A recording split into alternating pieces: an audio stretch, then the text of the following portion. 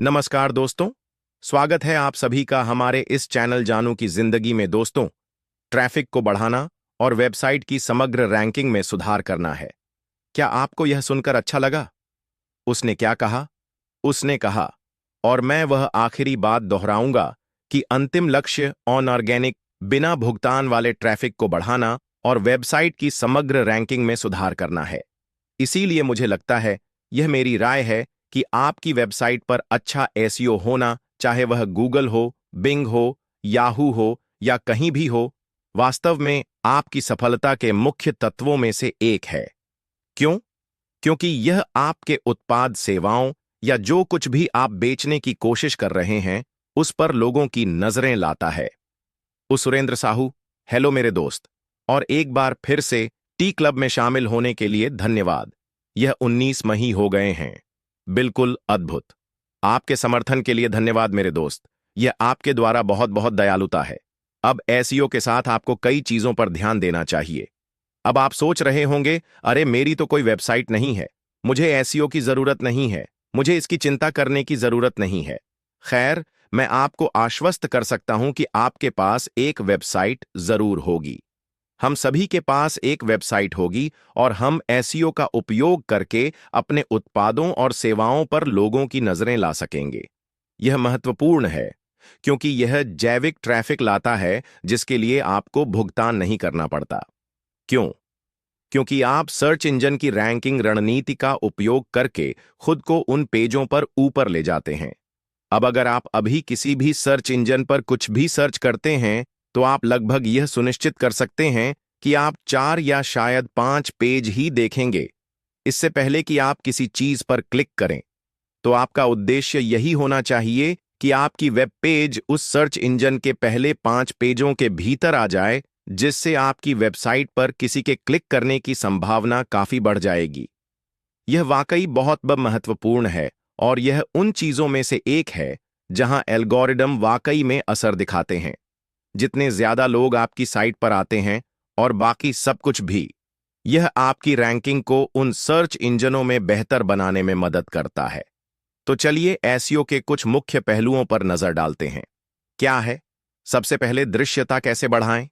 SEO का focus website की सामग्री, संरचना और तकनीकी पहलुओं को ऑप्टिमाइज करने पर होता है, ताकि उसे सर्च इंजन द्वारा आसानी से ढूंढा जा सके और ऊंची रैंक मिल सके।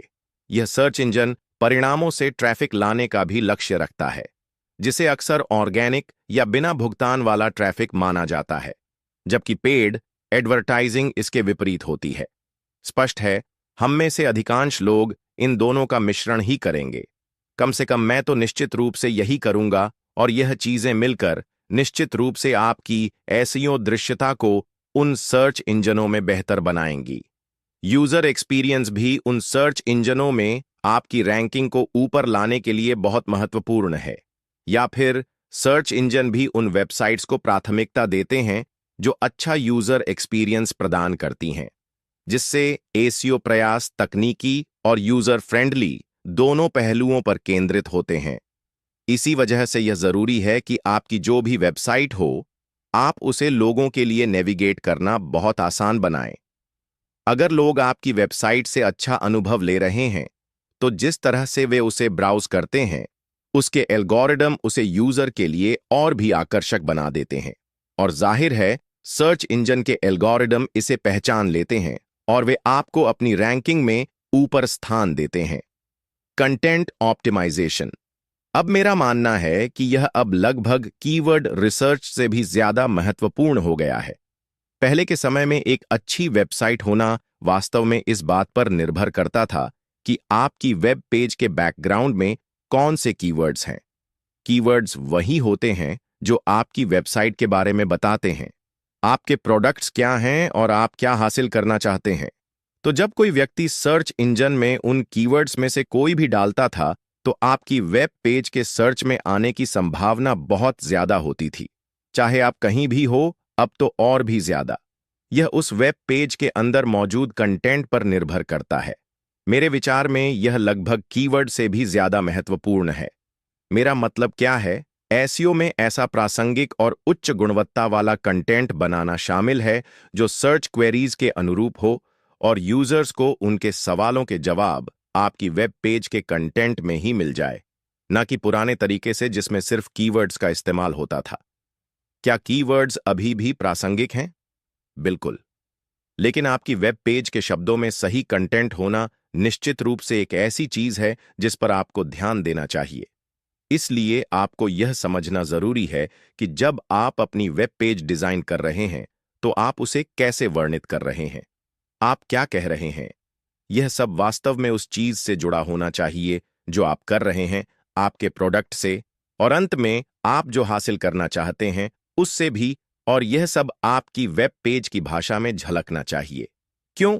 क्योंकि आपकी वेब पेज के भीतर आपके शब्दों को एल्गोरिदम जिस तरह से स्पाइडर करता है, वह आपको उन सर्च इंजन साइट्स के एसईओ में उच्च रैंकिंग दिलाने में मदद करता है।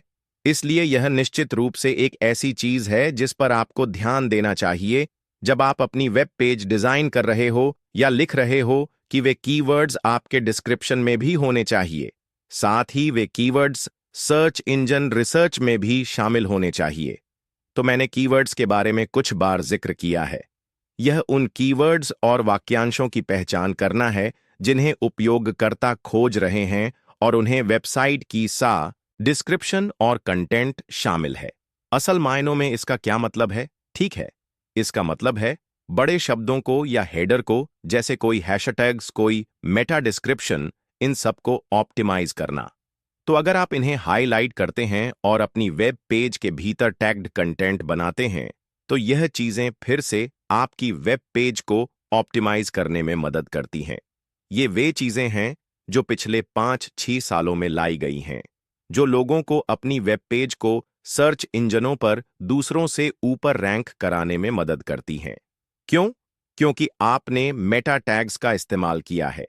आपने टाइटल टैग्स, उस वेब पेज के डिस्क्रिप्शन का इस्तेमाल किया है जो उस चीज से संबंधित है जिसे आप हासिल करना या बेचना चाहते हैं, और फिर से यह सर्च इंजन के एल्गोरिदम को आपकी वेब पेज के साथ दूसरों की तुलना में ज्यादा मेल खाने लायक बनाता है। और जब ऐसा होता है तो ज्यादा लोग आपकी वेब पेज पर क्लिक करते हैं। यह फिर से आपकी रैंकिंग को बेहतर बनाता है और आप सर्च इंजनों में ऊपर जाते हैं। हम क्या चाहते हैं? आप चाहते हैं कि जब भी कोई आपके व्यवसाय से जुड़ी कोई भी चीज सर्च इंजन में डाले तो आप उस पहले पेज पर हो। आप पहले पेज पर आना चाहते हैं। क्यों? क्योंकि आपके पास यह बेहतर मौका है कि कोई आपके लिंक पर क्लिक करे, इससे पहले कि वे किसी और के लिंक पर क्लिक करें। और अगर आप यह हासिल कर लेते हैं तो यह फ्री ऑन ऑर्गेनिक ट्रैफिक है जो आपकी वेब पेज पर आ रहा है, जिसके लिए आपने पैसे नहीं दिए हैं, लेकिन यह आपके उत्पादों और सेवाओं पर नए लोगों की नजर ला रहा है। ऑन ऑफ पेज ऑप्टिमाइजेशन भी होता है। मैंने आपको ऑन पेज के बारे में बताया था। वो सब कुछ जो आपके पेज पर है वही ऑन पेज है। आप बैकलिंक्स भी बना सकते हैं। ठीक है, यह वे लिंक होते हैं जो दूसरी वेबसाइट से आपकी वेबसाइट की विश्वसनीयता और अथॉरिटी बढ़ाने के लिए आते हैं। आप यह कैसे कर सकते हैं? आप इसे काफी आसानी से कर सकते हैं। आप यह कई अन्य फोरम, संगठनों आदि में शामिल कर सकते हैं और फिर आप अपने टैग्स, अपने लिंक का उपयोग कर सकते हैं और उन्हें चैट्स में डाल सकते हैं। उदाहरण के लिए आप इन्हें अन्य पत्राचार, ईमेल्स, इन सब जगहों पर भी डाल सकते हैं। आप इन्हें मैसेंजर पर भी डाल सकते हैं। आप इन्हें टेलीग्राम पर भी डाल सकते हैं। आप इन्हें हर जगह डाल सकते हैं और इन्हें ही ऑफलाइन ऑप्टिमाइजेशन कहा जाता है। क्यों? क्योंकि लोग तब आपकी वेबसाइट के बाहर के लिंक पर क्लिक करते हैं जो उन्हें आपकी वेबसाइट पर लाएगा। फिर से सर्च इंजन के एल्गोरिदम को यह पसंद आता है। इससे उन्हें पता चलता है कि लोग बाहरी स्रोतों से आपकी वेबसाइट को सक्रिय रूप से देख रहे हैं और फिर आपकी वेबसाइट पर आ रहे हैं। फिर से यह आपकी एसईओ ऑप्टिमाइजेशन को उस सर्च इंजन साइट पर मदद करेगा। तो फिर से यह वाकई में बहुत बहुत महत्वपूर्ण है। इनमें से आखिरी है, ठीक है, टेक्निकल एसईओ। यह क्या है?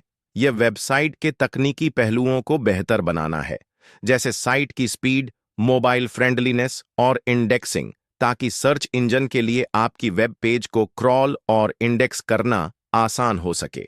सुनने में तकनीकी लगता है ना? लेकिन असल में ऐसा नहीं है। आप बस अपनी वेबसाइट को मोबाइल फ्रेंडली बना रहे हैं।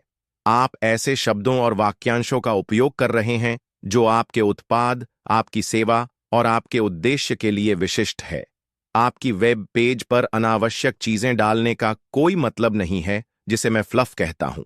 आपको सटीक, स्पष्ट और अपनी वेबसाइट पर जो हासिल करना चाहते हैं उस पर केंद्रित होना चाहिए, वहां नहीं है। आप अपना मिशन स्टेटमेंट उदाहरण के लिए इस्तेमाल कर सकते हैं। उसे एक अलग पेज पर डाल दें, ठीक है? तो अगर आप किसी भी वेब पेज के ऊपर टैग्स देखें, तो आपको उदाहरण के लिए हमारा मिशन दिखाई देगा, ठीक है? इसका मतलब है कि आप मुख्य वेब पेज से अलग जाकर अपने मिशन स्टेटमेंट के बारे में पढ़ सकते हैं। आपका फ्रंट हेडर मुख्य पेज छोटा, स्पष्ट और जानकारीपूर्ण होना चाहिए, जो आपकी वेबसाइट के उद्देश्य को सीधे दर्शाए। इसके बाद आप लोगों को उस मुख्य साइट से हटाकर अपनी ही वेबसाइट के भीतर दो अलग-अलग साइट्स पर ले जा सकते हैं, जो अन्य चीजों को समझाएंगी। फिर से यह सर्च इंजनों पर अच्छा एसईओ पाने के लिए बहुत फायदेमंद है।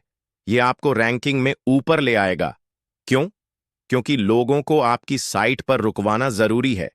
आप इंटरैक्ट कर रहे हैं, जो कि आपके ग्राहकों और क्लाइंट्स के साथ अच्छा एसईओ पाने का एक अहम हिस्सा है और उनकी ध्यानाकर्षण भी।